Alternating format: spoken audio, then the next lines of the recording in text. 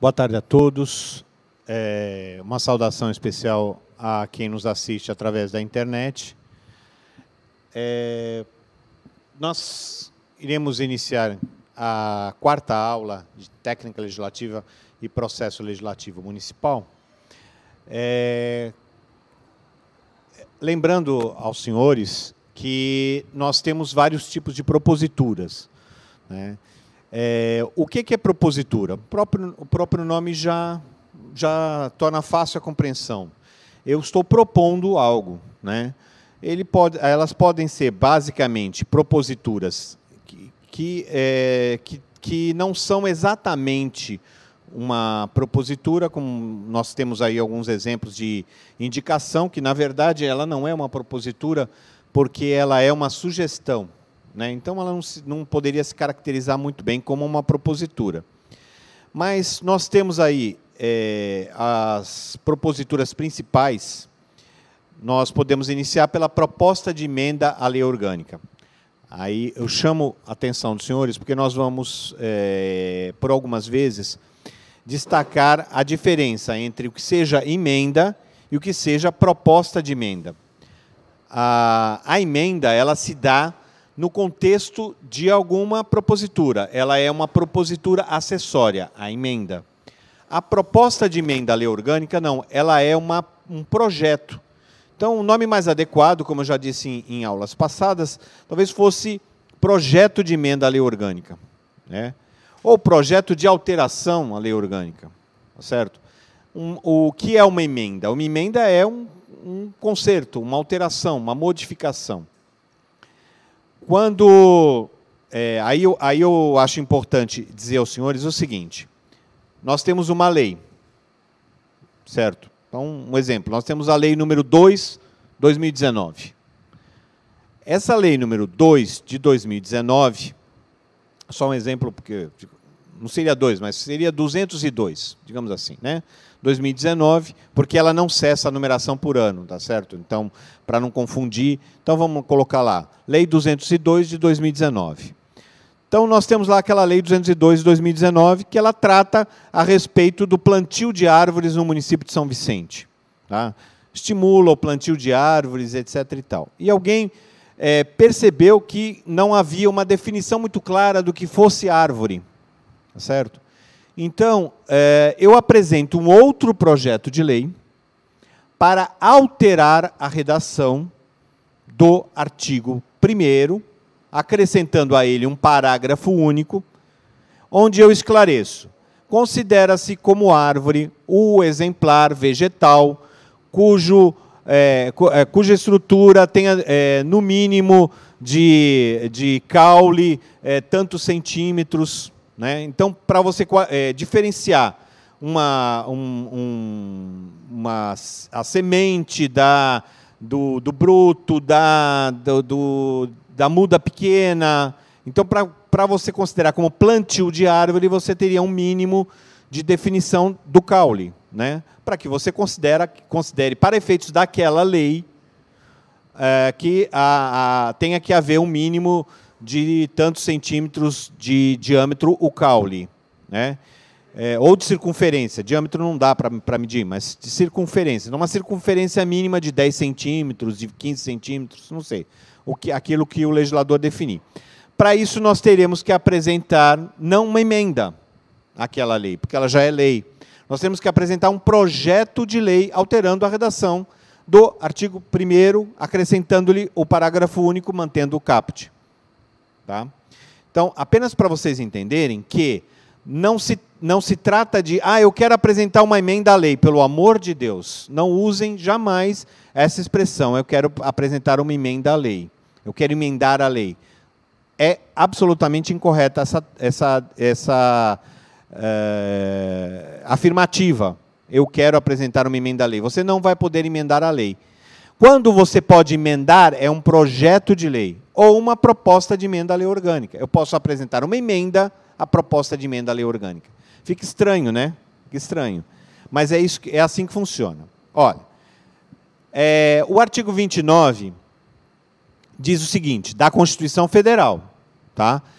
o município reger-se-á por lei orgânica, votada em 2 turnos, com interstício mínimo de 10 dias entre eles, e aprovada por 2/3 dos membros da Câmara Municipal, que a promulgará, atendidos os princípios estabelecidos nesta Constituição, na Constituição do respectivo Estado e os seguintes preceitos.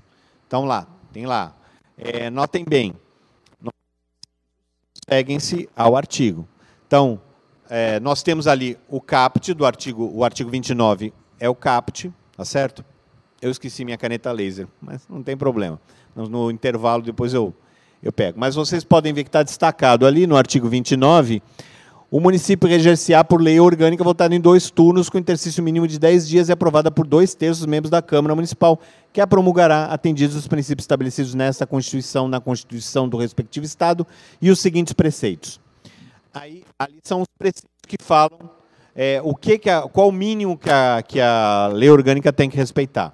Então, eleição do prefeito, do vice-prefeito e dos vereadores para um mandato de 4 anos. Portanto, não é possível se estabelecer na Constituição municipal, que a gente pode dizer assim, na lei orgânica municipal, um mandato de 2 anos, de 6 anos, de 8 anos, porque a Constituição Federal já estabeleceu que o mandato é de 4 anos.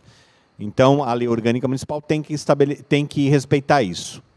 Mediante pleito direto e simultâneo realizado em todo o país. Então, eu não posso marcar eleições para o prefeito municipal em data diversa do que está estabelecido na Constituição Federal. Que outros preceitos eu preciso respeitar? A eleição do prefeito e do vice-prefeito até 90 dias antes do término do mandato dos que devam suceder, aplicadas as regras do artigo 77 da Constituição Federal, no caso de municípios com mais de 200 mil eleitores. O 77 fala em 2 turnos. Tá? Então, mais de 200 mil eleitores, 2 turnos. O município de São Vicente já teve menos de 200 mil eleitores. Então, já assim que foi promulgada a Constituição Federal, o município de São Vicente...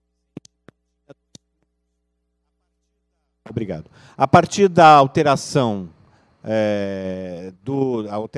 partir do IBGE do ano, se não me engano, de 2000, o município de São Vicente passou a ter... não, acho que foi antes disso. Não, sim, de 99, né? Mas antes disso, acho que de 90, já no curso da própria lei orgânica, já teve a mudança para 200 mil eleitores. Né? Então, já havia previsão de que o município de São Vicente já contasse com a possibilidade de ter 2 turnos. Temos aí, então, a eleição para prefeito em 2 turnos, no caso dos municípios com mais de 200 mil eleitores. Temos a eleição do prefeito e do vice-prefeito, realizada no primeiro domingo de outubro do ano anterior ao término do mandato dos que devam suceder, aplicadas as regras dos 77, ou seja, em 2 turnos, no caso de municípios com mais de 200 mil eleitores, dada pela emenda constitucional número 16 de 1997. 3. Posse do prefeito e do vice-prefeito no primeiro dia.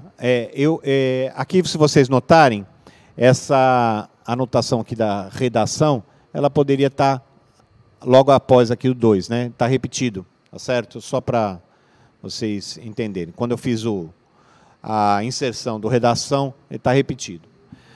O 3, posse do prefeito e do vice-prefeito no dia 1º de janeiro do ano subsequente ao da eleição. E 4, o número de vereadores proporcional à população do município, observados os seguintes limites. Aí tem o limite do número de vereadores, que não é o caso da gente discutir aqui agora, mas eu só adianto aos senhores que, pela sistemática estabelecida, essa sistemática ela aconteceu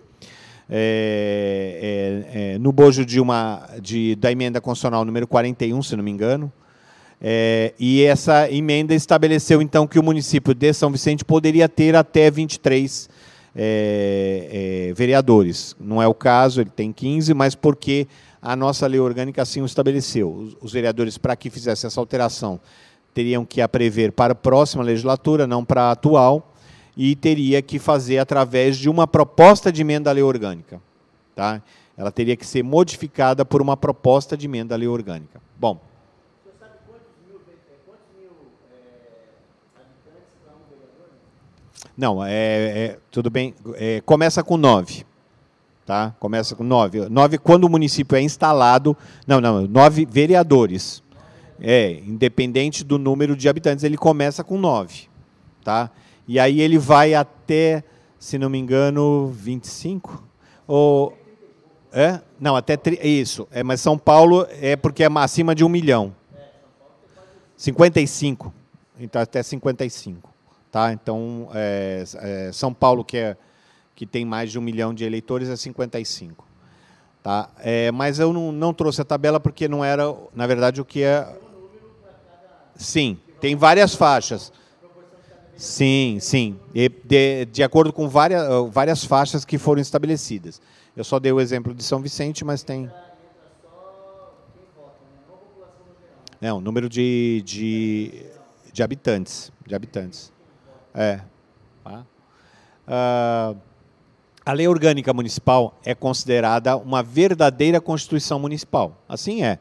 Nós vimos lá na aula passada a questão da pirâmide e, para efeito de município, ela é a lei hierarquicamente superior. Mas, lógico que ela tem os seus limites fixados na própria Constituição Federal e também na estadual, porque ela tem que guardar simetria com essas constituições.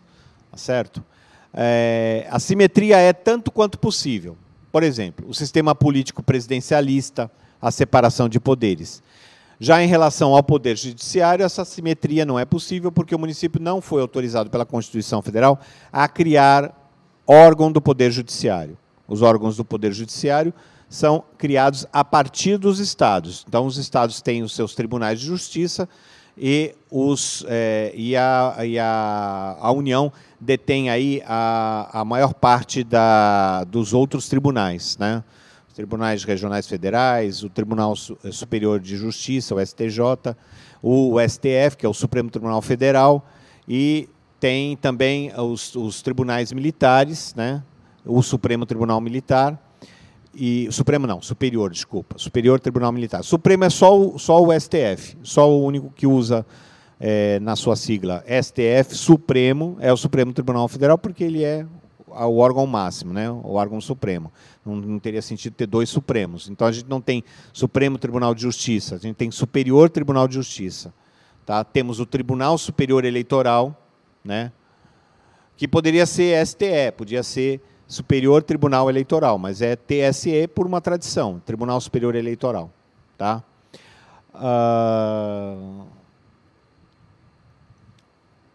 A promulgação da emenda à lei orgânica, ela se dá pela mesa diretora da Câmara, e a iniciativa pode ser tanto de 1/3 dos vereadores como do chefe do Poder Executivo. Embora o prefeito possa iniciar o processo, a ele não cabe sancionar, vetar ou promulgar a propositura. Tá? Ele pode iniciar o processo, ele apresenta a proposta de emenda à lei orgânica, mas ele não pode vetá-la, nem sanciona e nem promulga a lei orgânica municipal ou a emenda à lei orgânica municipal. Então, quando nós falamos em emenda à lei orgânica municipal, nós pressupomos que houve a apresentação de uma proposta de emenda à lei orgânica, ela foi aprovada por 2/3, com interstício de 10 dias entre eles. Tá? A gente pode, encontrar alguma similitude nas PECs, né? Nas propostas de emenda à Constituição. Só que com a seguinte diferença, a principal diferença é que as PECs, as propostas de emenda à Constituição, como é o caso, por exemplo, da chamada nova Previdência, ou reforma da Previdência que está sendo proposta aí pelo atual governo, será através de uma PEC, uma proposta de emenda à Constituição. Essa proposta de emenda à Constituição, ela sofre um processo de 2 turnos de discussão em cada uma das casas, na Câmara dos Deputados e no Senado Federal. Então, na verdade, são 4 discussões, 2 no Senado e 2 na Câmara. Se houver, eventualmente, uma emenda aprovada pela Casa revisora, né? Então, inicia pela Câmara dos Deputados, depois vai ao Senado Federal. Suponhamos que o Senado Federal apresente uma emenda a essa proposta de emenda à Constituição. Aprovada, uma vez aprovada essa emenda no Senado Federal, o Senado, a mesa do Senado não vai promulgar a proposta de emenda à Constituição, ele vai devolver à Câmara para que a Câmara rediscuta essa emenda, né, rediscuta essa emenda, e se entender de aprová-la, devolve ao Senado, aí sim o Senado faz a promulgação. A mesa do Senado faz a promulgação. Então, a regra, via de regra, há essa ordem. No âmbito municipal não tem isso, porque é uma Câmara só, né? Nós temos a Câmara dos Vereadores aprova em duas discussões. Para evitar que a discussão fosse assodada, acelerada, apressada, sem muita discussão, há um interstício mínimo de 10 dias. Nas PECs, não há dentro dos regimentos internos, obviamente, um interstício mínimo, mas não houve tanto essa preocupação de fixar um interstício numa discussão de uma proposta de emenda à Constituição, porque você tem duas casas. Isso seria, digamos, o suficiente para a questão estar bem analisada, bem amadurecida. Tá?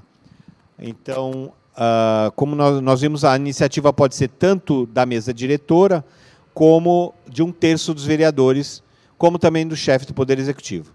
Quando eu digo na mesa diretora, é o seguinte, se um vereador quer apresentar uma proposta de emenda à lei orgânica, ele vai ter que obter 1/3 de apoiamento para a propositura. Tá? Então, é necessária que, no caso da Câmara de São Vicente, que ela tenha sido subscrita por pelo menos 5 dos senhores vereadores. Tá? Que o município de São Vicente tem 15 vereadores. Bom, esse interstício é, então, um intervalo de 10 dias que a proposta deve aguardar para que se proceda à análise da propositura, em segundo turno de discussão e votação. Então, portanto, eu só vou colocar em segunda discussão, depois que passado esse interstício de 10 dias corridos. Tá?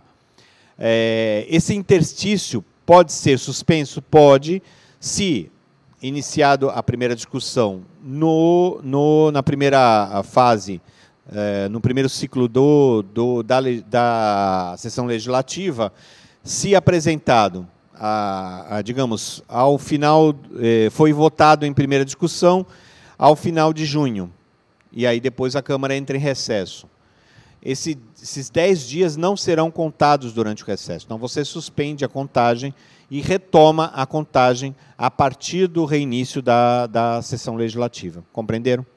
Então, esse interstício de 10 dias ele pode ser maior do que 10 dias, mas é um interstício mínimo. Por isso que há até a expressão de interstício mínimo. Pode ser maior. E com intervalo, veja, ela será, então, aprovada em 2 oportunidades, com intervalo maior entre as discussões. Por ter um caráter de Constituição, e por não sofrer o filtro do Poder Executivo, que não sanciona e nem promulga a lei orgânica, nem as suas emendas, faz-se necessário, então, esse intervalo maior interstício. Por quê? Porque, digamos que eu apresente um projeto de lei, esse projeto de lei seja aprovado, ele ainda está sujeito à sanção ou não do prefeito municipal. O prefeito pode sancionar ou vetar, ou deixar de fazer as duas coisas. Se deixar de fazer, não sancionar, nem vetar, o projeto volta à Câmara Municipal, e aí a Câmara Municipal que vai decidir a respeito da promulgação daquele projeto de lei. Já na proposta de emenda à lei orgânica, eu não tenho isso. Eu não tenho esse filtro de constitucionalidade, né, esse filtro que o prefeito exerce também para verificar até a conveniência e a oportunidade da propositura. Então, por isso que há necessidade de se fazer um interstício maior. Então, não existe portanto, a possibilidade de ser um objeto de pedido de tramitação em regime de urgência. Eu posso até pedir a pautação em regime de urgência, mas não a tramitação urgente, ou seja, eu não posso suprimir o interstício. Eu posso suprimir digamos, outras exigências regimentais, mas não a do interstício. A iniciativa de proposta de emenda à lei orgânica, portanto, cabe a 1/3, como nós dissemos, dos vereadores, ou ao prefeito. Se dá pela mesa diretora e trata-se de uma simetria ao que dispõe o artigo 60, inciso 1º da Constituição Federal, que diz o seguinte: a Constituição poderá ser emendada mediante proposta, 1, de 1/3 no mínimo dos membros da Câmara dos Deputados ou do Senado Federal, 2, do Presidente da República. Então, são os dois exemplos aí. De mais da metade das Assembleias Legislativas não cabe, porque no município, obviamente, não tem outras Assembleias Legislativas, só tem a Câmara de Vereadores. Então, eu destaquei aí de 1/3 do Presidente da República, por simetria, nós podemos colocar aí o prefeito municipal, então aí a gente pode observar por que a proposta deve ser apresentada dessa forma. Se vocês notarem bem, no artigo 60, vocês só encontram essas 3 possibilidades, correto? Então, 1/3 dos membros da Câmara ou do Senado, o Presidente da República e mais da metade das Assembleias Legislativas das unidades da Federação, manifestando-se cada uma delas pela maioria relativa de seus membros, né? A maioria relativa é a maioria simples. Tá? Essas 3 possibilidades, elas são fechadas. Se vocês puderem observar, nós não temos aí a iniciativa popular. Vocês repararam nisso? Diferentemente de outro dispositivo que fala sobre a iniciativa popular, a proposta de emenda à Constituição não é possível por iniciativa popular. Tá? Porque ela, de uma certa forma, decorre de uma certa soberania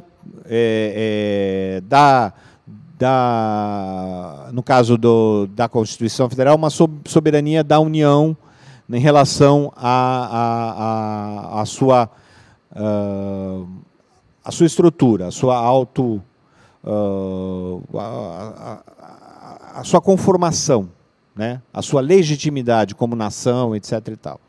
Então, a Constituição não poderia ser emendada. Dado o caráter de similaridade da lei orgânica com a Constituição, sendo uma Constituição municipal, então também não há previsão de que ela possa ser emendada por iniciativa popular. Tá? E aí algumas outras ressalvas em relação às emendas, que a Constituição não poderá ser emendada na vigência de intervenção federal, estado de defesa ou estado de sítio, isso para evitar que, se aproveitando dessa situação de guerra interna, digamos assim, né? Porque o estado de sítio, o estado de defesa, né? Intervenção federal, de uma certa forma, eles representam um conflito que, se você permitisse que houvesse uma emenda à Constituição, talvez essa emenda acabasse por restringir direitos ou por criar situações constrangedoras para algum grupo que, digamos, de uma certa forma, está querendo modificar a estrutura constitucional, etc. e tal. Então, há essas restrições na emenda da Constituição. Houve uma discussão quando o Michel Temer fez uma proposta de emenda que mexeria na Previdência, e ele havia decretado a intervenção federal no estado do Rio de Janeiro, na área de segurança pública. E essa intervenção, houve uma discussão se essa intervenção não bloquearia a possibilidade de apresentação de proposta de emenda. E, de fato, ela não foi pautada em função até dessa intervenção. Alguns diziam que era possível, outros doutrinadores diziam que não. Aqui, como na Constituição Federal, a emenda à Constituição será promulgada pelas mesas da Câmara e do Senado Federal, porque, quando eu disse do Senado Federal, porque o Senado Federal é que vai dar a última palavra, porque se eventualmente houver uma emenda, ele volta para a Câmara, né? A Câmara reanalisa, volta para o Senado, aí sim o Senado promulga em conjunto com a mesa da Câmara dos Deputados, com o respectivo número de ordem, ou seja, a emenda constitucional número 1, 2, 3, 4, 5, 6, e assim vai, né? Não é pelo ano, é sim uma ordem cronológica ad infinitum. Não será objeto de deliberação a proposta de emenda tendente a abolir. Então, aqui nós temos o que a gente chama de cláusulas pétreas. Tá? Então, o parágrafo 4º do artigo 60 é bem importante para quem vai estudar a Constituição Federal, porque essas cláusulas pétreas, elas influenciam a análise de algumas emendas à Constituição que foram promulgadas, se elas feririam ou não de morte alguns dispositivos que garantiriam, por exemplo, a separação dos poderes, os direitos e garantias individuais. Essa é sempre a discussão maior, né? Se os direitos e garantias individuais compreenderiam também os direitos sociais, então o 13º salário, se ele poderia ou não ser objeto de uma proposta de emenda à Constituição, como andou sendo divulgado aí por várias mensagens de WhatsApp, muita gente recebeu, né? Cuidado, os deputados aprovaram uma proposta de emenda à Constituição acabando com o 13º. Além de ser uma fake news, né, uma notícia falsa, ela já não seria possível por esse mecanismo, né? Porque o 13º salário seria considerado por muitos doutrinadores, alguns entendem que não, que seria limitado ao artigo 5º, mas que compreenderia também no artigo 7º, que o artigo 7º estaria dentro desse capítulo dos direitos individuais e coletivos e, portanto, estaria protegido por uma cláusula pétrea, ou seja, não poderia ser modificado. Tá? Então, a forma federativa de Estado, ou seja, se algum deputado, ou um grupo de deputados resolver instituir uma união e extinguir os estados, não seria possível, porque a forma federativa é uma das condições, uma das cláusulas que não poderiam ser alteradas por emenda. Dependeria de uma nova união de forças que visassem a uma nova constituinte, né, através de revolução. Alguns dizem que não poderia ser uma constituinte derivada de uma emenda constitucional, ou seja, como aconteceu em relação à emenda número 1 de 69, onde houve uma emenda à Constituição que convocou uma Assembleia Constituinte. Na verdade, a convocação de uma Assembleia Constituinte é um ato revolucionário, digamos assim, né? Na verdade, ela deveria nascer, que seria o poder constituinte originário, através de uma revolução. Né? Isso, alguns autores entendem que seria a única forma possível de se estabelecer uma nova conformação constitucional. E que, derivado esse poder constituinte originário, é que nasceria o poder constituinte derivado, que é o poder de poder modificar a Constituição Federal. Tá? Bom, eu já disse quais são as ressalvas em relação à proposta de emenda à lei orgânica, né? Aliás, proposta de emenda à Constituição.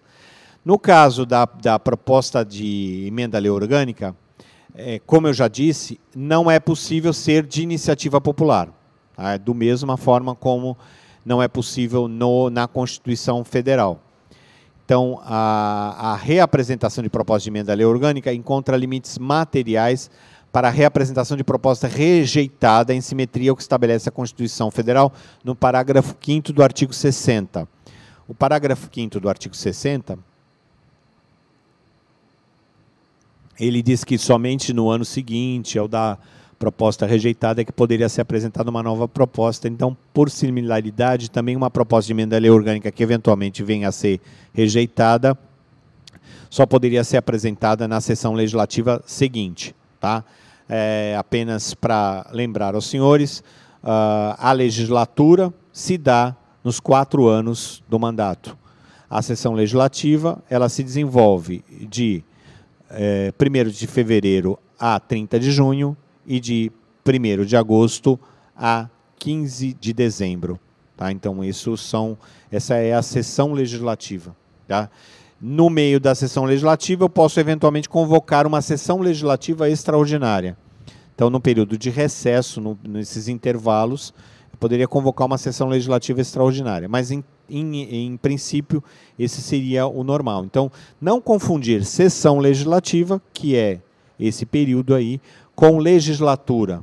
A legislatura corresponde ao período de mandato. Tá? Então, dentro de uma legislatura, eu poderia convocar uma sessão legislativa extraordinária, mas eu só posso convocar no período de recesso. No período normal, eu não preciso, obviamente, convocar uma sessão legislativa extraordinária. Ah, mas eu posso convocar uma sessão extraordinária? Sim, mas isso não é sessão legislativa extraordinária. Sessão legislativa extraordinária é um período que o prefeito eventualmente pode convocar, ou a iniciativa de 1/3 dos vereadores, podem convocar uma sessão legislativa extraordinária para que nesse período sejam votados determinados projetos. Tá certo? Bom, quais seriam as limitações materiais?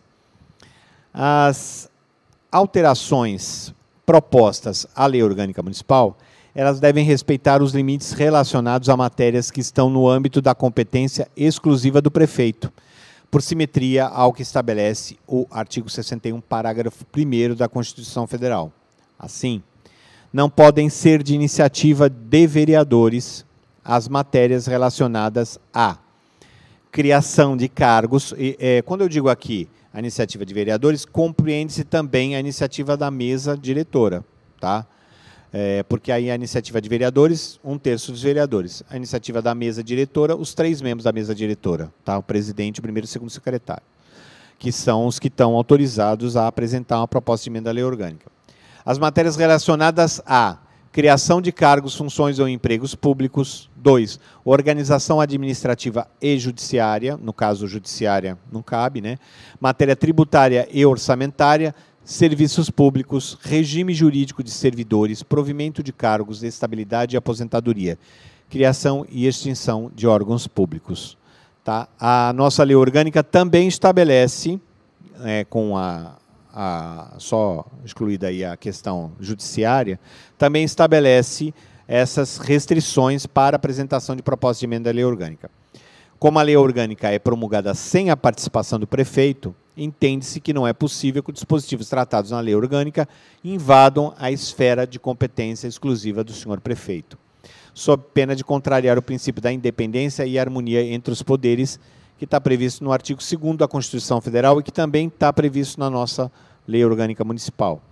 Então, é preciso entender isso. Quer dizer, se somente ao prefeito é possível a iniciativa de determinadas proposituras, também não é possível aos vereadores se reunirem e deliberarem por apresentarem na sua lei orgânica, através de uma proposta de emenda à lei orgânica, alterações que impliquem em regime jurídico de servidores.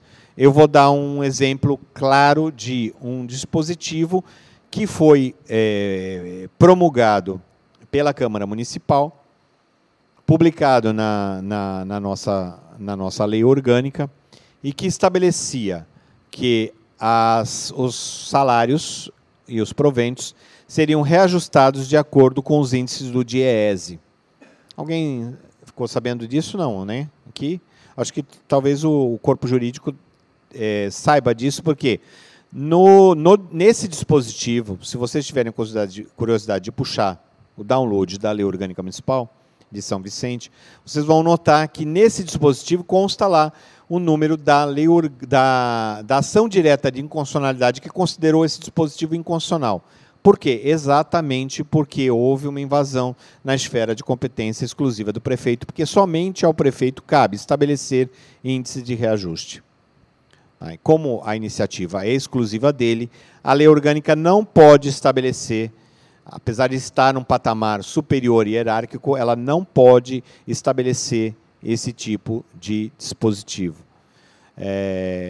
garantia mínima de salário, e várias outras questões relacionadas ao regime jurídico dos servidores, o provimento de cargos, estabilidade, aposentadoria. Tá? Então, essas questões, o Tribunal de Justiça, havia primeiro uma questão que dizia a respeito, não, mas o regime jurídico do servidor não diz respeito à questão da remuneração, mas o que ficou bem estabelecido na jurisprudência é de que a fixação da remuneração tem que respeitar a questão da iniciativa. Tá? Então, não poderia ter sido estabelecido esse índice. Né? Como a promulgação é sem a participação do prefeito, então não poderia ser invadida essa esfera de competência exclusiva. Bom, em relação ao quórum de aprovação, a Constituição Federal, ao possibilitar aos municípios a organização através de uma lei orgânica, estabeleceu também um quórum mínimo para a sua aprovação e também para a sua alteração. Muito embora não esteja explícito na Constituição Federal como se dá a sua alteração, obviamente, se para você promulgar a lei orgânica você exige um quórum especial de 2/3, obviamente, para você emendá-la, você também será necessário o mesmo quórum de 2/3. É o que estabelece o caput do artigo 29 da Constituição Federal. Então, EGCA por lei orgânica, votada em 2 turnos, com interstício mínimo de 10 dias, e aprovada por 2/3. Não está falando aprovada e emendada, tá? Mas compreende-se que também é esse mesmo quórum, que a promulgará atendidos os princípios estabelecidos nesta Constituição, na Constituição do respectivo Estado e os seguintes preceitos. Tá? Então, eu já mencionei sobre isso. Bom, eu vou dar agora um intervalo, para que depois a gente passe para projeto de lei complementar, ok? Bom, retomando agora nessa segunda parte, nós falávamos sobre tipos principais de proposituras, né? E aí nós falávamos anteriormente, né, a respeito da proposta de emenda à lei orgânica municipal, né? E agora nós vamos falar sobre os projetos de lei complementar, né? Ou projeto de lei complementar, né? Uma das espécies de propositura, as principais. Tá? Existem algumas poucas proposituras que poderiam nem ser consideradas como proposituras, mas a gente vai se ater às principais. A Constituição Federal estabelece a possibilidade expressa de lei complementar em alguns dispositivos. Parágrafo único do artigo 22, o artigo 161. Então, expressamente, a Constituição diz assim, né, a ser regulamentada mediante lei, ou, em alguns momentos, mediante lei complementar. Então, na Constituição Federal, você consegue encontrar alguns dispositivos, como nós falávamos lá atrás, não sei se vocês estão lembrados, quando nós falávamos sobre atribuições de cada um dos entes da federação, tinha lá um momento que dizia que, em algumas hipóteses, a lei complementar poderia disciplinar algumas matérias que seriam de competência concorrente entre a União e os Estados. Então, seria no 22. Né? Então, as hipóteses são restritas, porque, em geral, atingem né, as hipóteses todos os entes da federação.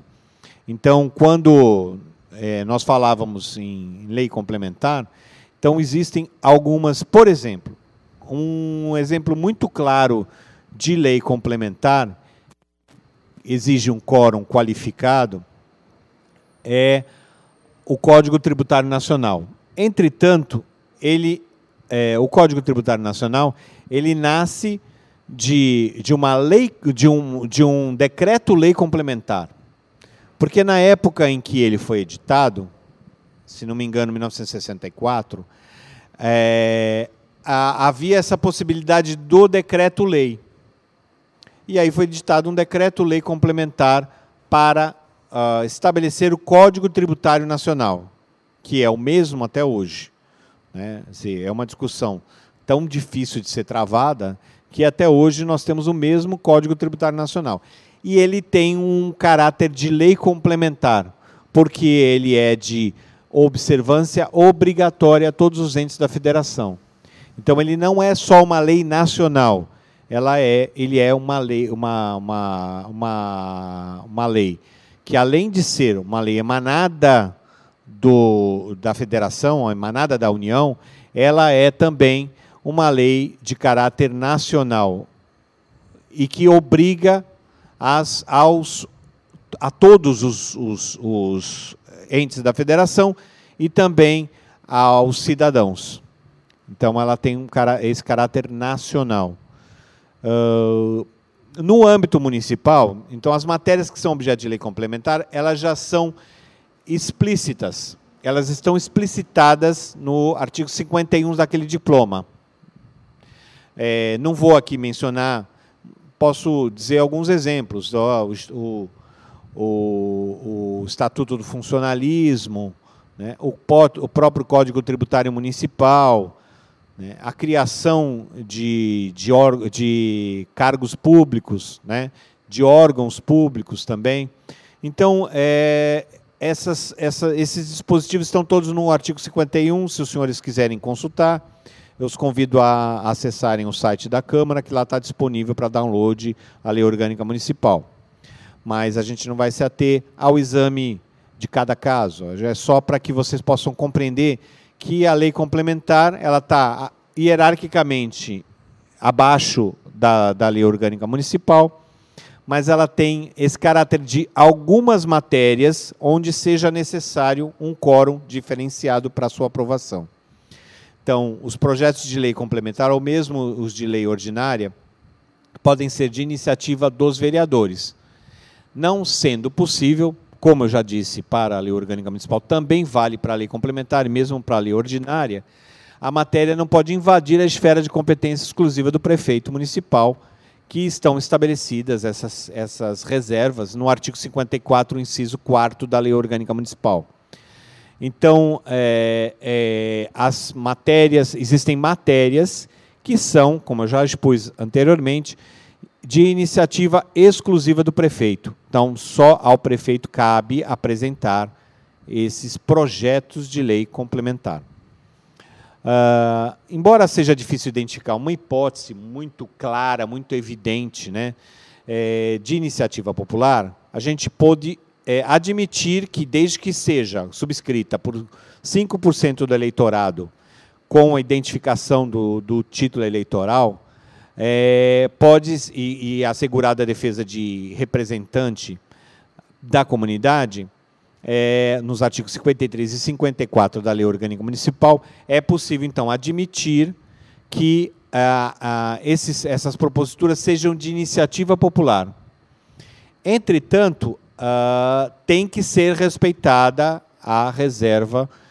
Por isso que eu disse que as hipóteses são muito restritas, né? Difícil de ser identificadas, porque a grande maioria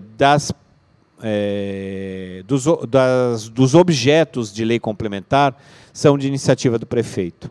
Então, é difícil você encontrar uma hipótese, mas é possível que ela seja de iniciativa popular. Já na lei orgânica, como eu havia dito, essa possibilidade não existe porque há uma vedação expressa. Porque os que têm a iniciativa estão lá descritos. Bom, o quórum para o projeto de lei complementar. Aí, no município de São Vicente, eles só podem ser aprovados se obtiverem a aprovação da maioria absoluta dos membros da Câmara de Vereadores.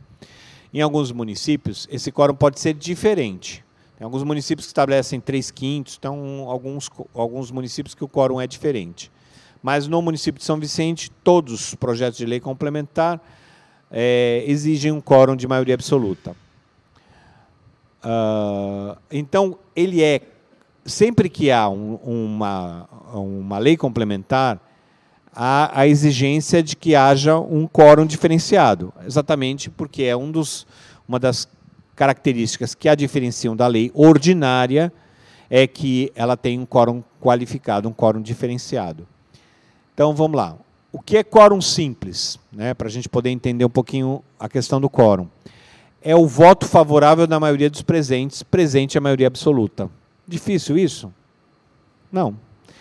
Por quê?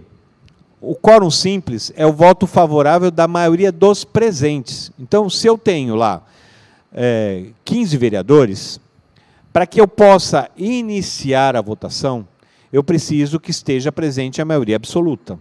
Tá? Então, portanto, eu preciso que estejam presentes 8. Se estiverem presentes 7, eu não posso dar início à votação de qualquer matéria. Por quê? Porque para passar a ordem do dia já é necessária a maioria absoluta. E o quórum simples se qualifica, se identifica por essa característica. Ou seja, se eu tenho um número mínimo para uma votação qualquer, que é exigido a maioria absoluta presente. Então, para a aprovação no quórum simples, eu preciso, então, do voto favorável de 5 dos vereadores. Tá? Então, eu preciso de 5 a 3, ou 5 sim e 3 abstenções, mas, de qualquer forma, eu preciso de 5 sims, certo? Isso é o quórum simples. Deu para entender até aqui? Bom, e o quórum qualificado? O quórum qualificado é um valor superior à maioria simples. Portanto, sempre quando eu disser, é exigido um quórum qualificado, aí a pergunta que se segue é quórum qualificado de quanto? Quórum qualificado de maioria absoluta, quórum qualificado de 2/3, quórum qualificado de 3/5. Tá? Então, sempre que eu disser, que eu falar quórum qualificado, é um quórum que não é um quórum simples. Então, eu tenho 2 tipos de quórum básico, quórum simples e quórum qualificado. Mas o quórum qualificado que exige qual é? É maioria absoluta? É 2/3 ou é 3/5? Aí, isso vai depender da questão que está envolvida. Nós vimos, quando nós falávamos em propósito de emenda da lei orgânica, qual era o quórum? 2/3, não era isso? Quando nós falamos em projeto de lei complementar, no município de São Vicente, qual é o quórum? Maioria absoluta. Tá? Então você quer dizer que a maioria absoluta basta que eu tenha 5 votos favoráveis e 3 contrários? Não, errado.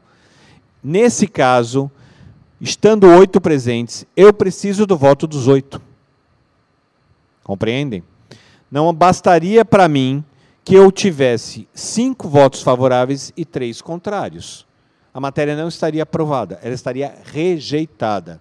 Isso, às vezes, que é difícil das pessoas compreenderem. Mas, espera aí, como assim? Você está dizendo que, por 5/3, a matéria foi rejeitada, mas não foram 5 favoráveis e 3 contrários? Não. O problema não é esse. O problema é que a matéria não obteve o quórum necessário. Então, qual é o resultado que se anuncia? A matéria não obtendo o quórum necessário está rejeitada. É difícil, às vezes, de você compreender, não, mas ele teve a maioria. Sim, ele teve a maioria simples. Aquela matéria exigia a maioria absoluta. Então, importam quantos estão ausentes? No quórum qualificado, sim, importam quantos estejam presentes. Por isso que fica aquela brincadeirinha. Vamos contar quantos estão na sala? Vamos contar quantos vereadores tem? Aí qual é a tática que é normalmente utilizada? Então vamos adiar a matéria, porque a gente não tem o quórum necessário. Se persistir, não, mas eu quero votar mesmo assim, que eu me comprometi com o fulano de tal, que ele vai ter lá o seu título de cidadão vicentino aprovado hoje ainda. Então eu vou teimar, eu quero que seja posto em votação. Tá bom. Aí o vereador vem brigar comigo. Mas como assim? Foi 5/3. Tá bom, 5/3 está rejeitado, o senhor só vai apresentar no ano que vem. Não, você não vai fazer isso comigo. Óbvio que sim. Por quê? Está na sistemática da lei orgânica que matéria que foi rejeitada só pode ser analisada na sessão legislativa seguinte. E como eu disse para vocês, a sessão legislativa se desenvolve de 1º de fevereiro a 30 de junho e de 1º de agosto a 15 de dezembro. Ela se desenvolve nesse período, então, portanto, só no ano que vem. Então eu vou apresentar em agosto? Não, você não vai apresentar em agosto. Você vai apresentar em fevereiro do ano que vem. Mas isso não é justo. Sim, não é justo, mas precisa ter um pouco de compreensão de como funciona o sistema para poder entender quais são as suas limitações.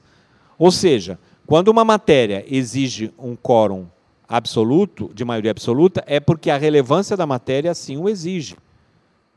Não é porque, poxa, os vereadores estão de má vontade comigo, ou então eu voto favorável ao vereador tal. A matéria é do vereador tal, eu tenho uma afinidade com o vereador tal é muito legal comigo, então eu vou votar a favor do seu projeto. Não, não é projeto dele. É um projeto que diz respeito à competência da Câmara Municipal. O projeto não é dele. Apresentado o projeto, a autoria da propositura é dele. O projeto não é dele. E não será dele quando virar lei. A lei é do vereador tal. Não, a lei não é do vereador tal. A lei é do município tal. Então, é importante esses detalhes. Então, quando nós falamos em quórum simples, então, voto favorável da maioria dos presentes. Correto? Então, eu tenho que contar se eu tenho presentes a maioria absoluta, porque isso é condição para eu poder colocar em votação. No quórum qualificado, um valor superior à maioria simples. Tá? Então, agora nós vamos para um detalhe que eu quero que vocês prestem muita atenção. Quando eu falo o quórum de maioria absoluta, é o valor imediatamente superior à metade. Não existe metade mais 1 de número ímpar. Tá? Qual é a metade mais 1 de 15? Alguém pode me dizer qual é a metade mais 1 de 15? Qual é a metade de 15? Vamos lá, matemática. 7,5. Qual seria a metade mais 1 de 8,5? Eu arredondo para 9? Não. Por quê? Porque é o número imediatamente superior à metade. O que eu falei ali? O valor imediatamente superior à metade. Olha lá. O valor imediatamente superior à metade. Então, não existe metade mais 1 de número ímpar dos vereadores. Tá? Então, como não existe não existe metade mais 1 de número ímpar, então, qual é como que você identifica qual é a maioria absoluta? É o número imediatamente superior à metade. Alguém aqui vai me perguntar se são 8 ou se são 9 mais? Não. Vocês, pelo menos aqui, eu não vou querer que perguntem mais. Tá? Então, será, se o conjunto de vereadores é de 15, o número imediatamente superior à metade será 8, não 9. Porque o nosso raciocínio inicial, qual é? Eu tenho a metade, que é 7,5, arredondo mais 1, 8,5. Não é mais 1, é o número imediatamente superior. Tem uma lógica isso. Por quê? Porque o arredondamento que eu faço é de 7,5 para 8, não de 7,5 para 8,5. Não faria sentido eu arredondar para 8,5. Por quê? O arredondamento tem que se dar logo depois da metade. Então, aí sim eu teria a maioria absoluta. Por quê? Porque, de fato, a maioria dos vereadores estaria favorável à proposta. Quando eu falo em maioria absoluta, é a maioria absoluta de um conjunto. Tá? Então, quando nós, em matemática, nós estabelecemos um conjunto, né? Então, aí você tem, lembra aqueles, eu adorava aprender sobre conjuntos, né? Então, você tem a intersecção, você tem tudo isso. Então, o que a gente pode dizer? Para o estabelecimento da maioria absoluta, eu preciso do conjunto inteiro. Eu preciso do conjunto dos 15 vereadores. Para estabelecer que a metade mais 1 vai passar ali, e aí vai puxar um vereadorzinho para o lado dos favoráveis. Tá? Dá para vocês mais ou menos imaginarem isso num conjunto. Quando eu falo em maioria simples, eu tenho que contar quantos vereadores eu tenho. Eu tenho 8. Eu tenho 9. Se eu tenho 9, 5 a 4 vai dar aprovação. Se eu tenho 8, 5 a 3 vai dar aprovação. Favoráveis, né? Claro. Sim. Sim. Menos de 8 eu não tenho sessão. Então, se eu posso fazer... foi por 4 a 2. Não, não pode. Por 4 a 2 não é possível. Tá? Mas se for simbólica, ótimo. Se for simbólica, Os favoráveis permanecem como se encontram, os que forem contrários se manifestem. Eu não consigo detectar essa questão. Então, portanto, por que o amigo de vocês aqui sai correndo atrás de levar uma folha de votação para o presidente da casa e diz para ele, por favor, faça a votação nominal? Aí ele se vira a mim e fala assim, mas por quê? Por quê? Porque eu preciso configurar no processo de projeto de lei complementar que eu tenho o quê? Maioria absoluta. Como que eu comprovo isso? Através de uma votação nominal. Tá? Não é verificação de votação, é votação nominal. Verificação de votação você faz depois, correto? Já votou, aí faz a verificação de votação. Então, a denominação adequada é, passaremos então a votação nominal. Por quê? Porque eu vou nominar cada um dos vereadores e passar a votação. Posso fazer por outro processo? Pode. O regimento interno da Câmara Municipal permite que seja feito por processo eletrônico. No processo eletrônico de votação, onde o vereador aciona a sua senha, né, que poderia eventualmente ser uma identificação biométrica, que hoje em dia é mais seguro, mas por uma identificação biométrica, ele faz a votação e a votação aparece no painel. O painel já vai detectar quantos vereadores votaram a favor, quantos vereadores votaram contra. É possível pedir a verificação de votação? Presidente, eu requero a verificação de votação? Não. Vai fazer a votação novamente por quê? Né? Digamos que haja uma matéria polêmica, sei lá, sobre o atendimento médico à mulher que tenha praticado o aborto clandestino, né, por exemplo. Né? Eu já elevei aí o nível da polêmica. Então, tá. É possível, então, que haja um debate acerca daquela propositura. Mas, se eu pedir a verificação, a votação nominal, far-se-á a votação nominal. Senhor presidente, eu requero a votação nominal. Na votação nominal, eu detectei 5-3. A matéria está aprovada. Certo? Eu consegui comprovar. Por quê? Porque não era necessária a maioria absoluta naquela matéria, que fala, por exemplo, sobre atendimento digamos, não parturiente, mas a mulher que eventualmente tenha praticado um aborto clandestino. Tá? Essa matéria de projeto de lei complementar, não, é matéria que exige um quórum simples, e aí, então, eu teria essa aprovação. Mas se, de outro lado, eu criasse uma estrutura na Prefeitura Municipal para o atendimento dessa mulher, eu teria dois requisitos. O primeiro deles, que, tratando-se de matéria de iniciativa do prefeito municipal, para que eu não invada a competência exclusiva do prefeito, teria que ser por mensagem do prefeito municipal, correto? Então, seria um projeto de lei complementar de iniciativa do senhor prefeito. Por quê? Porque fala em órgão, e como nós vimos, a estrutura administrativa de órgão da Câmara necessitaria dessa lei complementar. Aí sim, na verificação de votação, eu teria que constatar, para que o prefeito conseguisse aprovar essa matéria, eu teria que constatar não só a presença de 8 vereadores, mas o voto favorável de 8 dos senhores vereadores num conjunto de 15. Certo? Então, esse quórum qualificado, ele leva em consideração que eu preciso demonstrá-lo. Então, muitas vezes, já em algumas situações, principalmente final de sessão legislativa, em particular final de legislatura, querem aprovar tudo em bloco, né? Vamos votar tudo em bloco. Ótimo, desde que seja projeto de lei que seja quórum simples, porque aí eu posso fazer votação simbólica. Do contrário, eu tenho que fazer a votação nominal. Por quê? Porque numa ação direta de inconstitucionalidade, o primeiro requisito que se vai verificar é se foi se regimentalmente aquela lei poderia ter sido emanada da Câmara Municipal. Se ela não teria que ser de iniciativa exclusiva do prefeito. E também se foi atendido o quórum. Tá certo? Para se qualificar.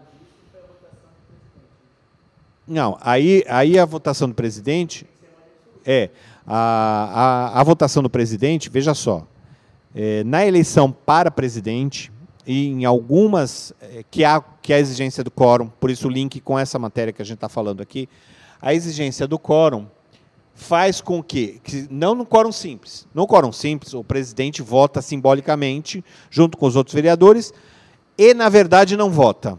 Não vota por quê? Porque ele só vota nas matérias onde haja quórum qualificado, tá certo? Então, quando eu tenho um quórum qualificado, o presidente precisa votar. Ou pode se abster de votar, mas ele precisa enunciar o seu voto. No quórum simples, ele não vota, ele só vota no empate. Digamos que, naquela hipótese, nós temos presente 8 dos senhores vereadores.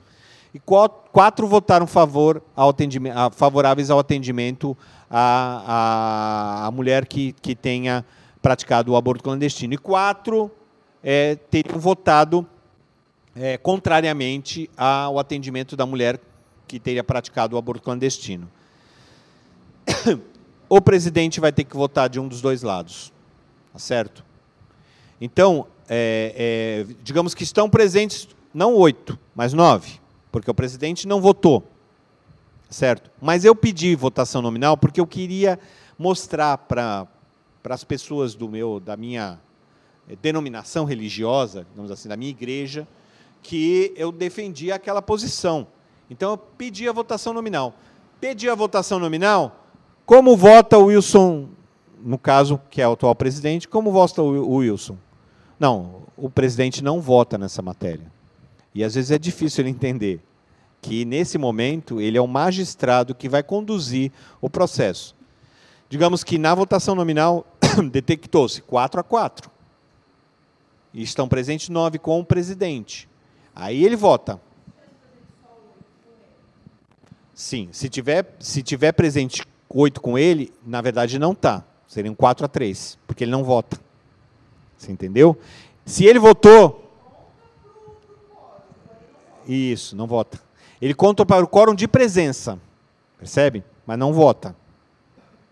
Entendeu? Sim, aí veja. Não, eu entendi o que você está querendo dizer, mas o que eu estou querendo dizer é em relação a outras coisas. Depois da presidência, a gente vai entrar nesse... A gente pode entrar um pouquinho nesse aspecto. Mas o que eu quero dizer, você entendeu, Camila? O que acontece? O resultado é 4-3, não há empate. Mas se estão presentes 9 dos senhores vereadores com o presidente, ele vota? Não, ele não vota. Ele só vai votar em caso de empate. Digamos que caracterizou-se o empate, 4-4. Aí sim eu vou tomar o voto do presidente. Tá? Então, eu espero que, em outras oportunidades, eu seja mais bem entendido quando eu digo para o presidente, não, o senhor não vota nessa matéria. Eu não quero impedir ele de votar na matéria. Eu quero preservar ele o direito de desempate.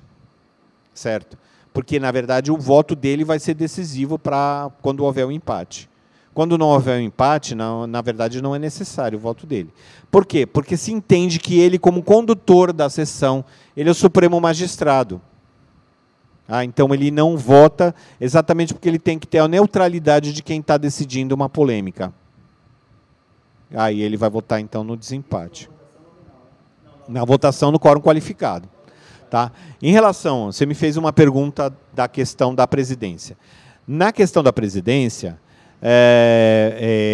o presidente vota em quaisquer circunstâncias. Isso é uma ressalva regimental. Ou seja, como se trata da escolha dos representantes, essa escolha se dá por todos, tá? Inclusive para quem atualmente seja presidente. Tá certo?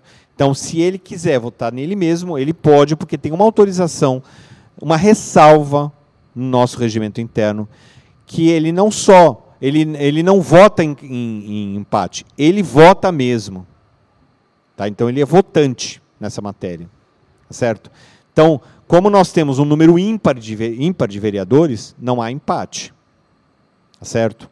Ele não profere um segundo voto. Tá? O que acontece? Digamos, por hipótese, que nós teríamos 7-7, e um dos vereadores estava ausente na sessão. Tá? Então, nós temos um conjunto de 14 vereadores. E, para o presidente A, 7 votos. Para o presidente B, 7 votos. Está caracterizado um empate. Como o regimento interno resolve isso? Por sorteio. Tanto que eu não sei se vocês lembram, nessa sessão aconteceu uma cogitação, uma questão de ordem, que levantou qual seria o processo de sorteio, acaso fosse necessário.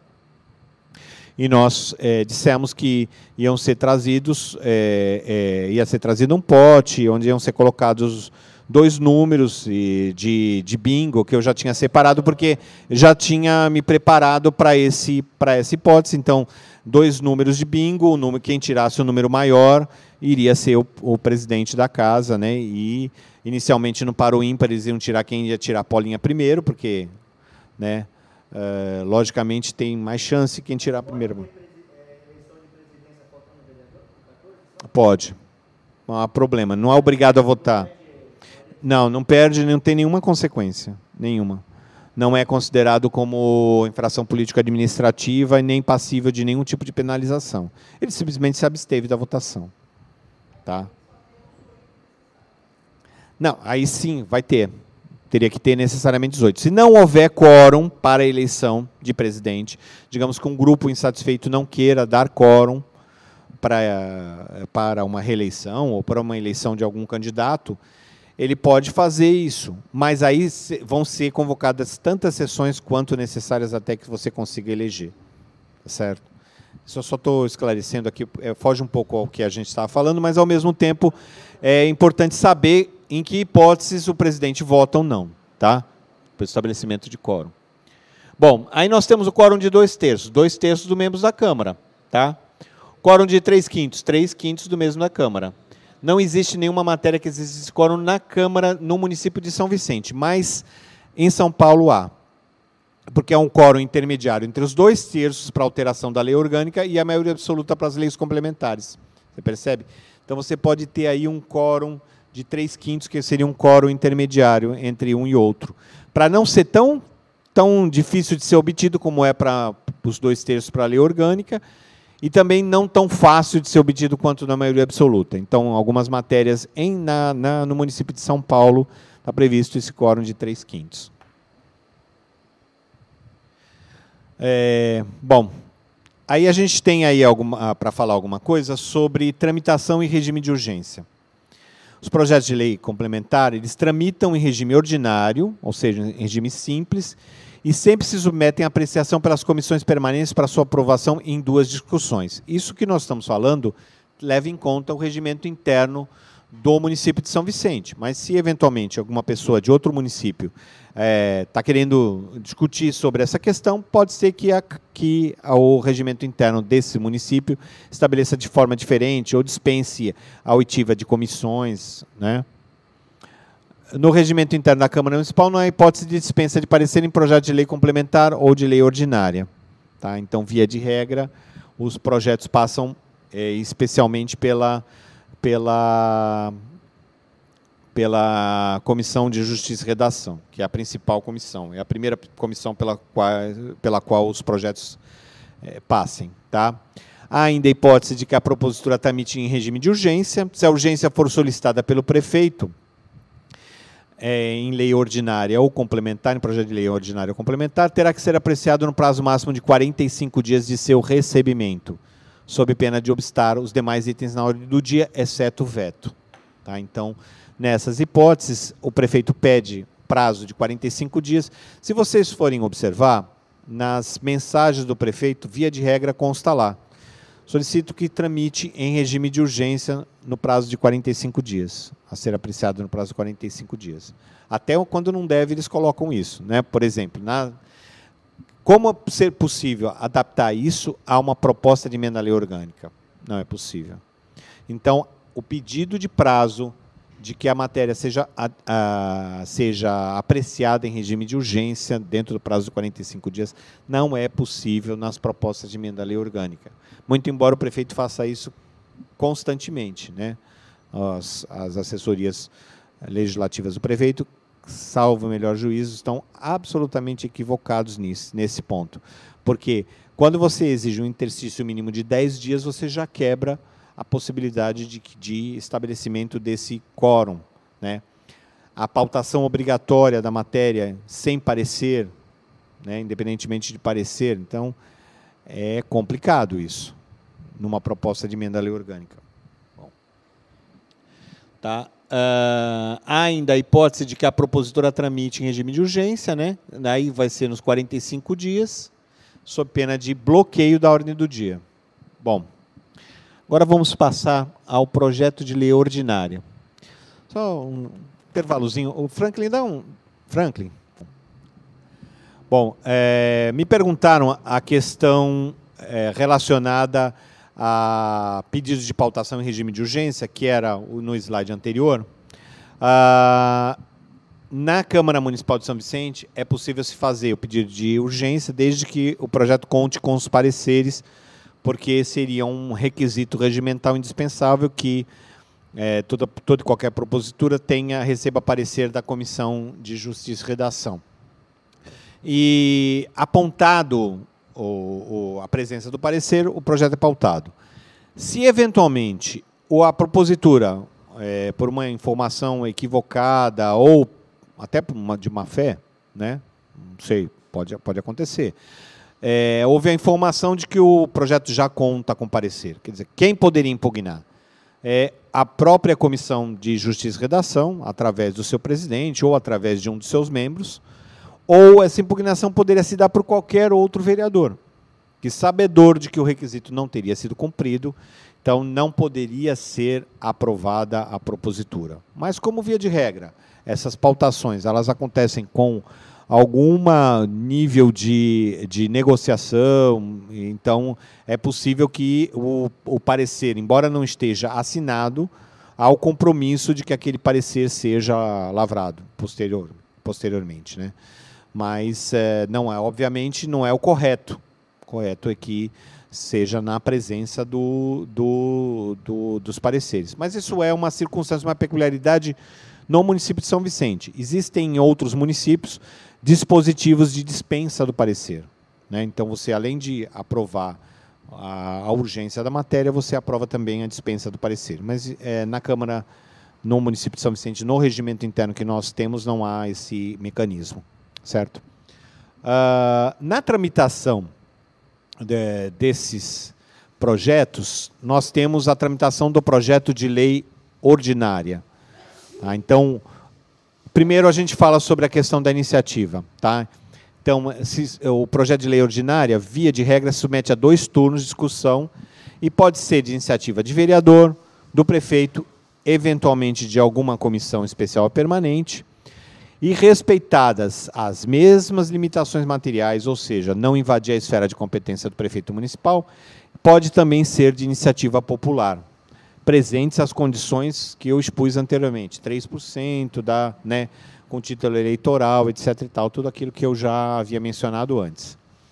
Então, no que tange à tramitação, então ele pode ser, quando é de iniciativa do prefeito, o prazo de 45 dias para apreciação, discussão. A votação, nesse caso, vai ser única, ou seja, eu não preciso de 2 discussões nos projetos onde tenha sido solicitado o prazo. Por isso que eu disse a vocês que a solicitação do artigo 45, se não me engano, que solicita os 45 dias de prazo, essa solicitação não é possível na proposta de emenda à lei orgânica. Por quê? Porque a votação não é única. São 2 discussões e o interstício de 10 dias. Tá? Então, a previsão é de votação única, exatamente porque dentro desse prazo de 45 dias aqui, de iniciativa do prefeito, está claro que há uma urgência na apreciação da matéria. Então, ela poderia ser apreciada numa única sessão. O quórum, isso já não acontece nos projetos dos senhores vereadores, cuja regra geral é que eles aconteçam em 2 discussões, com algumas exceções. Projeto de decreto legislativo e projeto de resolução. Nós vamos ver mais para frente. Aí a discussão é sempre única. Quórum. Os projetos de lei ordinária, em geral, tramitam sem a necessidade de quórum qualificado, ou vai para aquela regrinha que eu falei da questão do quórum simples. Ou seja, a maioria presente, a maioria simples, né? Presente a maioria absoluta, a votação por maioria simples. Então, pode ser uma votação simbólica ou pode ser uma votação nominal, mas teria que estar presente a maioria absoluta. Tá? Então, como já explicamos, é um número imediatamente superior à metade, presente a maioria absoluta. Eu estou dando um exemplo aqui, ó, 15 vereadores, presentes 8, é possível que seja 5-3. Nós já comentamos isso na primeira parte. Diferente de quando a matéria exige quórum. Nesse caso, não obtido o quórum necessário, a matéria será rejeitada. Se houver empate, o presidente vota para desempatar. Então, acho que quando eu já falei para vocês antes, eu me precipitei aí num slide, né? Acho que eu adiantei um slide. Mas é isso. O projeto de decreto legislativo, a iniciativa do projeto de decreto legislativo, não confundir com o decreto do prefeito municipal. Tem muita gente que fala assim para mim, isso aqui é um projeto de decreto. Não, não é um projeto de decreto legislativo. Tá? Isto aqui é um decreto legislativo. Não é um decreto legislativo ainda, é um projeto de decreto legislativo. Tá? Então, eu queria chamar a atenção dos senhores para essas peculiaridades. Tá? Então, cuidado. Decreto regulamentar do prefeito é um decreto que vai dizer como que a lei vai ser aplicada, via de regra. Existem alguns decretos autônomos. Então, um decreto, por exemplo, que cria o programa, sei lá, cria dentro do município de São Vicente o programa Mais Médicos. Pode ser ou melhor, adere ao programa Mais Médicos do governo federal. Então, artigo 1º. Fica o Poder Executivo autorizado a firmar convênio com a União para aderir ao programa Mais Médicos. É um decreto autônomo. Depende de lei municipal para sua aprovação? Não. Eu já tenho a aprovação no orçamento municipal, que já autorizou lá a inserção das despesas do Mais Médicos. Eu tenho a autorização da lei federal, que autoriza o município a receber os recursos do Mais Médico para repassar para os médicos. Tá? Então, eu já tenho todos os requisitos, eu não preciso de uma lei específica para me autorizar a baixar um decreto, que a gente chama de decreto autônomo. De outro lado, digamos que fosse necessário, por exigência do governo federal, que o município, ao aderir, tivesse uma lei autorizadora específica do município.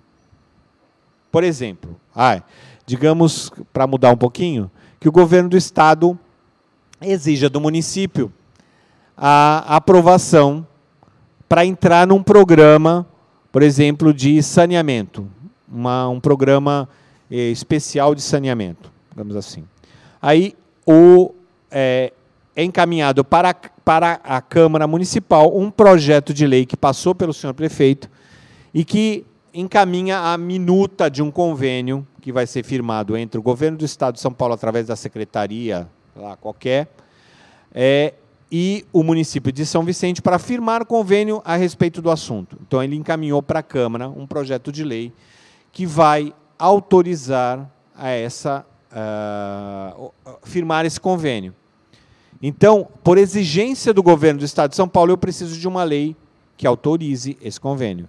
Então, aí eu vou fazer por um projeto de lei e vou pegar a autorização. Não vou fazer por decreto. Mas, em outras situações, eu posso ter uma hipótese de um decreto autônomo. Tá? Então, cuidado quando se referir a decreto. Tá? Então, se for um decreto legislativo apresentado para concessão de honraria e homenagem, como está dito aí no slide, e em alguns casos é exigido até o quórum de 2/3. Tá? Quando se trata de decreto, projeto de decreto legislativo, então, atenção, o que é apresentado é um projeto de decreto legislativo, não é um decreto legislativo. Senhor prefeito, senhor presidente da Câmara, é um decreto legislativo. Não é um decreto legislativo, é um projeto de decreto legislativo que ele está apresentando. Porque ele ainda vai estar sujeito a uma discussão única, com quórum de 2/3, além de um parecer da comissão, pelo menos da Comissão de Justiça e Redação. Tá certo? Então, para isso, eu preciso estabelecer toda essa tramitação. Então, ele é um projeto de decreto legislativo e não um decreto legislativo. Oriundo do projeto de decreto legislativo, será sim promulgado um decreto legislativo. Tá? Então, a discussão são únicas e são promulgadas pela mesa diretora da Câmara, presidente e secretários. Então, quando aprovado, a mesa diretora da Câmara vai promulgar o decreto legislativo. Aí eu repito novamente para vocês, a diferença básica que existe entre sancionar e promulgar. Tá? No decreto legislativo, no projeto de decreto legislativo, não há sanção. Não implica em sanção do prefeito municipal. Portanto, a promulgação se dá pela Câmara, né, pela mesa diretora da Câmara. Ah, mas a mesa diretora da Câmara pode vetar? É um absurdo que a mesa da Câmara pudesse vetar. Porque, veja, ela está aceitando a aprovação pelo plenário de um projeto, que a mesa teve participação e, eventualmente, até aprovou. Né? Então, não faria nenhum sentido que apresentasse um veto, a menos que alguns dos secretários ou o próprio presidente deixe de promulgar o decreto legislativo por falta de preenchimento dos seus pré-requisitos. Ou seja, ele foi aprovado daquela forma que eu havia exemplificado para vocês, sem quórum necessário. Ah, mas o presidente foi aprovado por 5-3. Né? Tá. Mas era preciso 2/3. Era preciso que 8 tivessem votado a favor.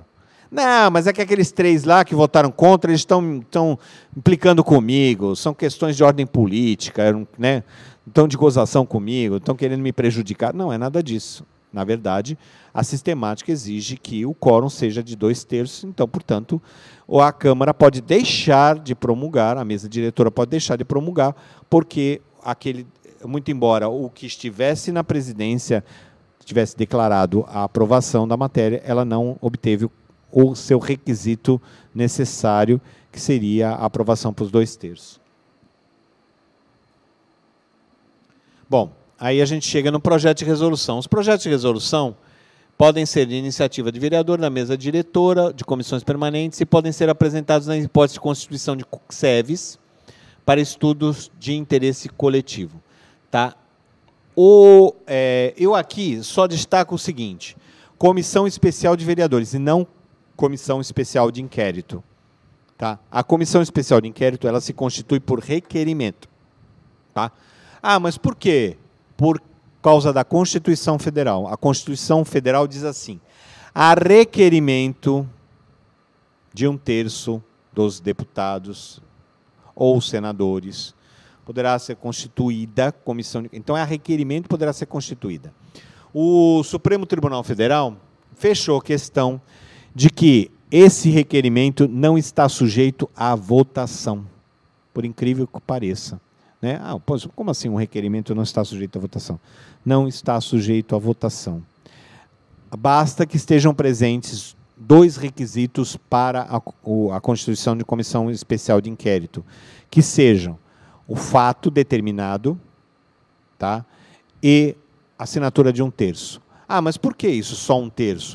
Não representa a vontade da maioria. É exatamente isso, é a vontade da minoria. A comissão especial de inquérito, muitas vezes, ela é uma investigação que pode chegar que às vezes desagrada, né, alguns setores políticos ou alguns políticos.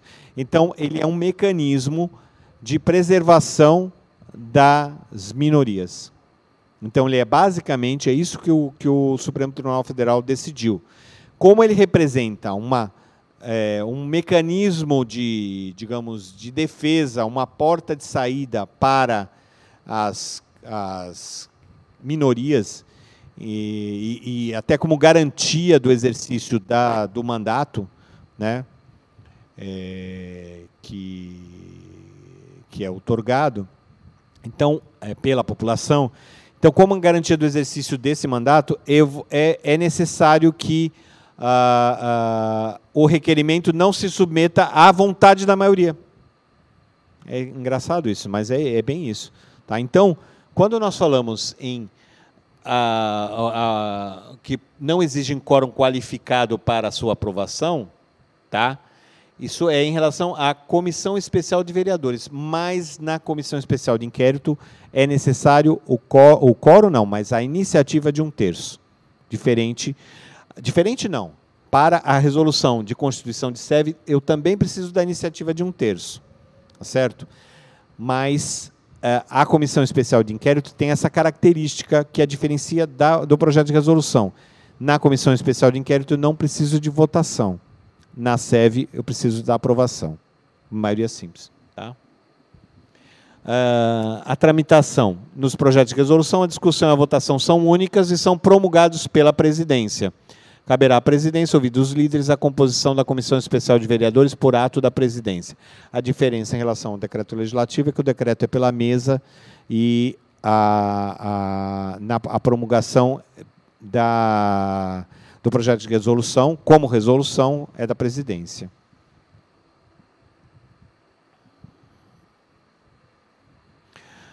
A iniciativa, o requerimento agora, né? A iniciativa dos requerimentos, eles são de iniciativa do vereador, apresentados pelos vereadores e, em geral, estão associados ao poder fiscalizador do legislativo. Então, o legislativo tem o poder de fiscalizar o executivo, seus órgãos, suas autarquias, etc. Então, ele pode apresentar requerimentos. Estão submetidos, via de regra, à aprovação da maioria simples. Tá? Aqui eu estou falando novamente que a exceção para a constituição de comissão especial de inquérito é que ele não submete à aprovação pelo plenário por decisão do Supremo Tribunal Federal. Tá? Eles são aprovados na mesma sessão em que são apresentados, se não for solicitado um pedido para discuti-lo. Tá? Nessas hipóteses, os requerimentos serão pautados para a ordem do dia da próxima sessão ordinária. Certo? Só voltando mais um pouquinho, essa questão de serão pautados para a ordem do dia da próxima sessão, nessa pautação da ordem do dia para a mesma sessão, é possível também, mas esse requerimento de urgência tem que estar expresso no requerimento, ou seja, tem que constar do requerimento por escrito esse pedido de urgência. E se for pedido para discutir o projeto, eu quero discutir o projeto. Se constar o pedido de urgência, o que vai à votação é o pedido de urgência. Aprovado o pedido de urgência, pautado para a ordem do dia da mesma sessão. Rejeitado o pedido de urgência, será pautado normalmente para a ordem do dia da próxima sessão. Certo? Sim. Sim. Aí, se a urgência estiver constando do corpo, exatamente, foi uma falha no caso da assessoria que devia ter colocado, com urgência, né? Requeiro, ouvido plenário, com urgência. Se tiver expresso com urgência, aí o que vai à votação é a urgência, certo? E aí o pedido de discussão por parte do vereador pode não atrasar a aprovação da matéria. Só que o presidente vai ter que colocar em votação o pedido de urgência. Se houver uma divergência, ele vai pode colocar com votação nominal. Aí é quórum simples. Tá? Os requerimentos podem ser aprovados por... aliás, os requerimentos eles podem ser verbais ou por escrito. Os requerimentos, em geral, são utilizados para questionar autoridades municipais, estaduais ou federais. E ainda algumas empresas também, que prestem serviço, que sejam concessionárias de serviço público. Né? Empresa de Correio, Sabesp, etc. E tal, né? Correio você sabe bem, né? Como é que é. Quando verbais, estão sempre submetidos à deliberação em plenário, podendo estar sujeitos à competência do presidente ou do plenário. Isso aí o regimento interno é que estabelece quais são de competência do presidente e quais são do plenário. Então, às vezes, ele coloca, está em votação o requerimento, às vezes não é necessário, às vezes o regimento interno dispensa a discussão. Outras vezes dispensa a votação, colocando como atribuição do presidente a aprovação. Então, o presidente diz, o requerimento de Vossa Excelência está aprovado. Ou seja, ele aprova um requerimento de, sei lá, de adiamento da matéria, alguma coisa assim. São as matérias que estão sujeitas à aí são verbais, estão todas descritas no regimento interno, que eu convido ao senhor a, se for necessário, consultar, se interessar, né? Os requerimentos podem ser aprovados por deliberação da presidência ou do plenário, conforme dispuser o regimento, que foi o que eu disse. Via de regra, está associada a pedido de concessão da palavra e a interpretação do regimento, ou a condução da sessão ordinária, extraordinária e especial, por isso que pode ser verbal e não necessariamente escrita. Tá? Bom, pois não.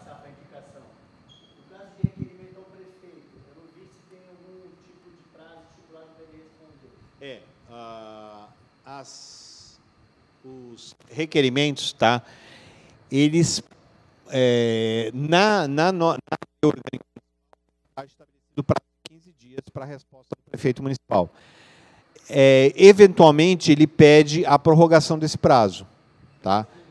Por mais 15. Esse pedido de prorrogação é colocado em votação. Se o pedido de prorrogação não for deferido, é respondido ao prefeito que o pedido de prorrogação não foi deferido, que ele deve providenciar imediatamente a resposta sobre o assunto. Ah, mas qual é a relevância disso? A relevância é o seguinte: se o prefeito se negar a oferecer uma resposta a um requerimento, ele está sujeito à infração política administrativa e à perda do mandato, a cassação e a perda do mandato. É um processo complexo que demanda direito de defesa, etc. e tal. O prefeito vai responder e vai dizer por que eventualmente não respondeu, quais são as razões pelas quais ele não respondeu, o volume de documentos que seriam necessários, ou eventualmente sem justificativa. Sim, né, de uma certa forma. Mas se houver, digamos, suspeita por parte do Poder Executivo de que ele está negligenciando seus deveres como prefeito no que diz respeito à prestação de contas, ele tem também outros mecanismos além do pedido de cassação. Ele tem, por exemplo, o Tribunal de Contas, ele tem o Ministério Público, ele tem outros mecanismos que ele pode acionar no sentido de fazer pressão ao prefeito para que preste contas do seu mandato, né, das informações que precisa.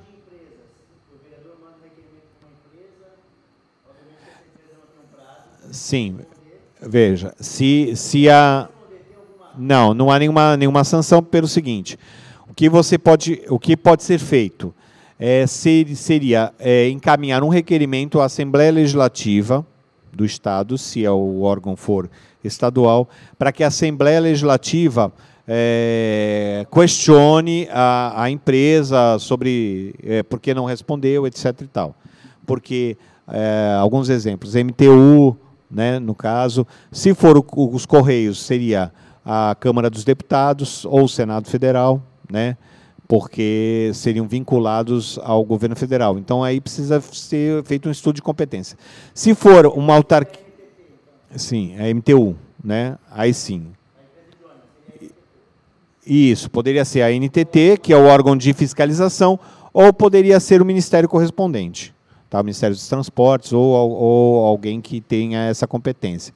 Então, a questão da competência para aferir aí a responsabilização, né, para que haja a responsabilização, tem algumas diferenças e nem sempre é possível que o vereador tenha a competência, mas ele pode denunciar. E aí, além de denunciar os órgãos que eu mencionei, ainda a possibilidade, por exemplo, se o órgão é atrelado ao executivo, ou se é o executivo, se é o poder executivo, o chefe do poder executivo, que nomeia aquela pessoa, como é, por exemplo, o caso do presidente de uma entidade, de uma empresa, uma sociedade de economia mista, como é a Codesave, por exemplo, né? Ou se é uma autarquia como o IPREV, ou se é uma autarquia como a Caixa de Saúde, né? Então, se são dois entes autárquicos, há alguma diferença, porque a autarquia ela faz parte da administração pública, enquanto a empresa pública ela é um ente privado que tem uma participação de capital,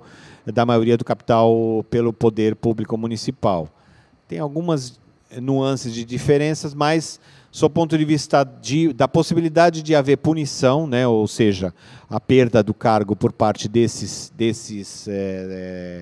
dessas autoridades, né, ou desses presidentes de entidade ou superintendentes, né? Então, aí a questão precisa ser colocada ao prefeito municipal para que, eventualmente, ele adote medidas contra essas autoridades, né, que estariam negligenciando seus deveres. Tá? Então, eles podem ser aprovados por deliberação da presidência ou do plenário, conforme dispuser o regimento interno, né? E aí a gente pode ir para as indicações. As indicações são lidas ou dispensada a leitura e encaminhadas, se conformes ao senhor prefeito municipal, independentemente de discussão e votação. Por isso que eu disse que é uma propositura e não é, né? Porque, na verdade, você está propondo algo, mas não há a produção exata não é um ato complexo, que a gente pode dizer assim. Porque a aprovação de uma lei, ela compreende uma sequência de atos, né? Então, nós temos aí a apresentação, em seguida nós temos a avaliação do projeto, a análise do projeto pelas comissões competentes, depois disso nós temos a aprovação, depois disso nós temos o autógrafo encaminhando ao seu prefeito municipal, que pode tomar uma das 3 atitudes: vetar, sancionar ou não fazer nenhuma das duas. Depois disso, se ele resolver promulgar, que corresponde à sanção, ele promulgou a lei, ele vai ter que publicar essa lei e dar, então, cumprimento a ela. Então, é o que a gente chama de ato complexo, que envolve vários atores. Na indicação, você não tem um ato complexo, você tem a apresentação de uma indicação, que é uma sugestão ao prefeito municipal, ele acolhe se quiser, né? E aí apresenta a sua, o vereador apresenta a sua ideia, a sua vontade, né, o seu desejo político, que está compreendido na esfera de competência do prefeito municipal. Só levanto aí uma questão que não é de bom tom e não é... porque, veja, as relações que são estabelecidas entre o Poder Executivo e o Legislativo muitas vezes são conflituosas, em outras são harmônicas, né? E, na verdade, a Constituição Federal exige que haja harmonia entre os poderes. E um princípio básico para a harmonia é o diálogo, né? O estabelecimento do diálogo. Na medida em que você apresenta requerimentos com cara e formato de indicação, você, de uma certa forma, está violando esses deveres digamos, de cordialidade, de harmonia, e pode estar criando um conflito com o próprio Poder Executivo, que pode começar a deixar de responder requerimentos quando ele notar que aquilo se trata de uma indicação disfarçada, né? Requeiro oficio ao senhor prefeito municipal para que nos responda. Por que não deu resposta à indicação número tal? Ele não está obrigado a dar a resposta à indicação número tal. Segundo, se a indicação número tal não for, qual medida será adotada? Como assim? Requerimento não se dá a esse desfrute, vamos dizer assim, né? Não é assim, a coisa não se estabelece dessa forma. Porque o prefeito, se ignorar esse requerimento, deixar de responder esse requerimento, como é que você faz para processá-lo por infração político-administrativa? Você, se fizer isso, vai passar vergonha. Você não vai conseguir comprovar que você estava cobrando do prefeito um esclarecimento a respeito, por exemplo, de um item de execução orçamentária, uma obra que não foi feita, um recurso que foi recebido e não foi executada a obra. Isso sim deve ser objeto de requerimento para que o prefeito esclareça, até para que a Câmara tenha condições, por exemplo, de votar as contas, a prestação de contas. Porque, veja, não sei se a gente vai conseguir chegar nesse ponto, eu creio que sim, que seriam algumas tramitações de proposituras especiais, e uma delas é a prestação de contas, né, que tem uma tramitação específica. Na questão da prestação de contas, por exemplo, o Tribunal de Contas do Estado, ele apresenta o parecer prévio. Esse parecer prévio pode ou não ser rejeitado.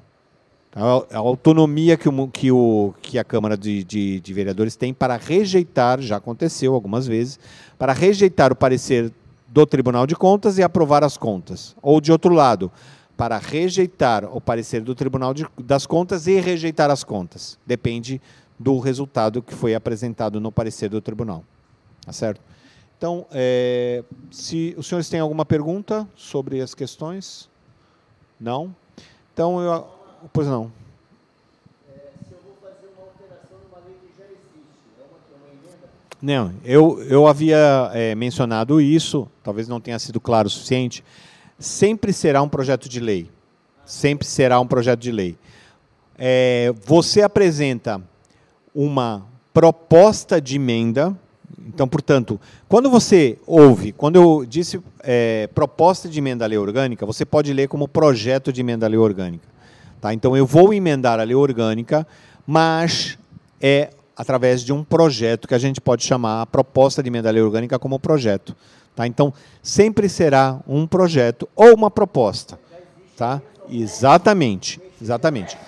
Isso. Na próxima aula, será objeto da próxima aula, falarmos sobre emenda e subemenda. Aí talvez você consiga compreender melhor essa diferença. Tá? Então, quando eu quero modificar uma lei, eu apresento um projeto de lei ou projeto de lei complementar. Sempre é importante saber se a matéria é matéria de lei complementar ou não. Então, a primeira pesquisa que tem que ser feita, para você não apresentar errado, porque se apresentar errado não tem jeito, você tem que retirar aquela e apresentar outra. Tá? Ah, mas por que isso? Várias questões. A primeira delas é que a questão formal não se resume só a pegar e apagar o complementar e colocar projeto de lei. Tá, não é só isso. Você tem uma numeração diferente, você tem uma tramitação diferente, você tem um referencial diferente. Como é que você vai fazer o autógrafo se você apresentou como projeto de lei complementar e não era lei complementar, era projeto de lei? Certo? Então não dá para adequar, teria que ser retirado e apresentado outro. Como já aconteceu, né, Camila? Algumas vezes a prefeitura manda projeto de lei quando deveria ser projeto de lei complementar, a gente não tem como corrigir. A única saída é retirar e apresentar outro. E não insistir em votar, em promulgar a lei como se fosse lei e não é lei complementar. Aí virou um caos que até agora não conseguiram resolver, né? Mas vamos ver como é que o futuro vai enxergar isso aí, né? Mas, bom, na próxima aula, nós abordaremos, então, as proposituras acessórias, que são emendas, subemendas. Aí talvez fique mais claro a questão que foi levantada aí, sobre se trata de como é que a gente faz para mudar uma lei. Tá bom? Obrigado a todos. Espero ter sido claro o suficiente. Obrigado.